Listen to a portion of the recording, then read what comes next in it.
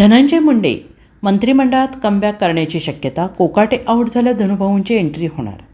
नाशिक जिल्हा सत्र न्यायालयाने फसवणूक आणि बनावटगिरी संबंधित एका प्रकरणात राष्ट्रवादी काँग्रेस पक्षाचे क्रीडामंत्री माणिकराव कोकाटे यांची 2 वर्षांची शिक्षा कायम ठेवली आहे.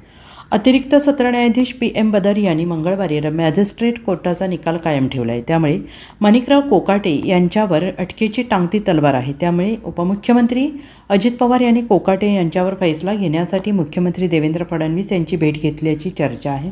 आणि या भेटीत मुख्यमंत्र्यांनी थेट कोकाटे यांच्याकडील खाते कोणाकडे द्यायचे असा सवाल केल्याची माहिती भाजप सूत्रांनी दिलेली आहे. दुसरीकडे शिक्षेविरोधात कोकाटे आता उच्च न्यायालयात जाण्याची चिन्हे आहेत.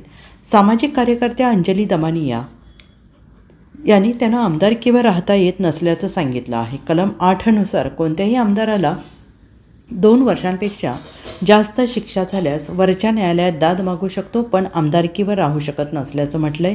दरम्यान कोकाटे यांची उचलबांगडी झाल्यास संतोष देशमुख हत्या प्रकरणात अत्यंत गंभीर आरोपांची मालिका झाल्यानंतर राजीनामा द्याव्या लागलेल्या माजी मंत्री धनंजय मुंडे यांची वापसी होणार का, अशी ही चर्चा रंगलेली आहे.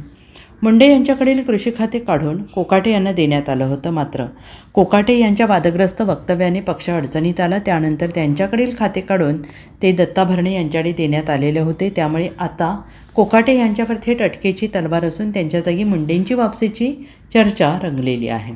Bureau report SPN Marathi, Mumbai.